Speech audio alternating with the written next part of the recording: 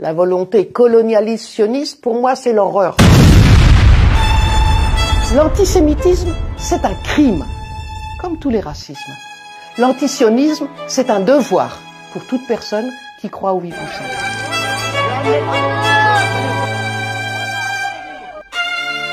Nous sommes fiers de notre judéité, que l'on nous dit que la politique actuelle du gouvernement israélien est criminelle et doit être combattue. Il ne faut pas avoir peur de ça.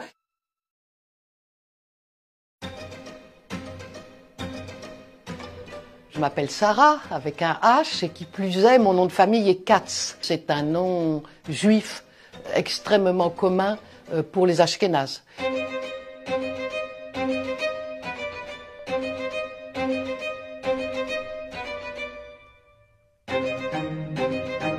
Je suis antisioniste parce que je suis profondément pour le droit des peuples. Il faut parler de comment est-il possible que des gens qui se disent les héritiers de l'extermination des Juifs puissent faire ça, un effort d'extermination sur une autre population.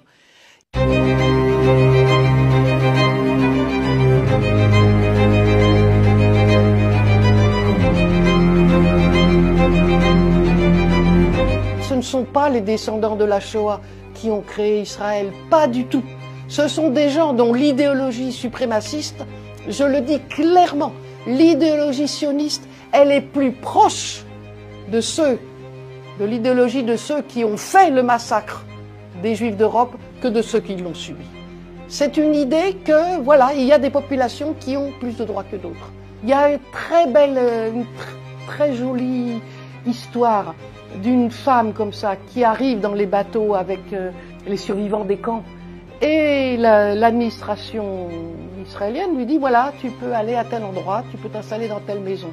Elle ouvre cette maison et elle voit que les gens ont fui parce que la table est encore mise.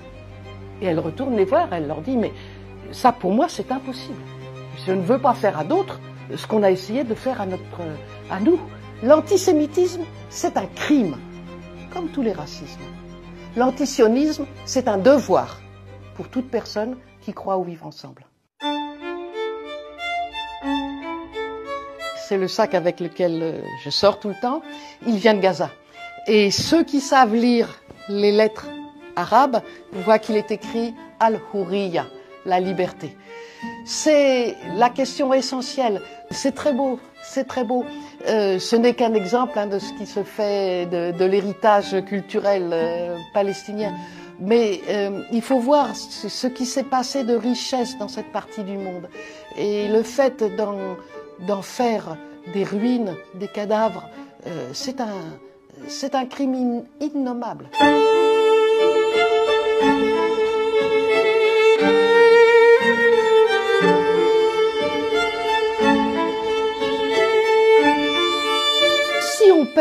Si on perd en Palestine, ça veut dire qu'on perdra à d'autres endroits aussi. Ça veut dire que ces idées criminelles, elles vont continuer.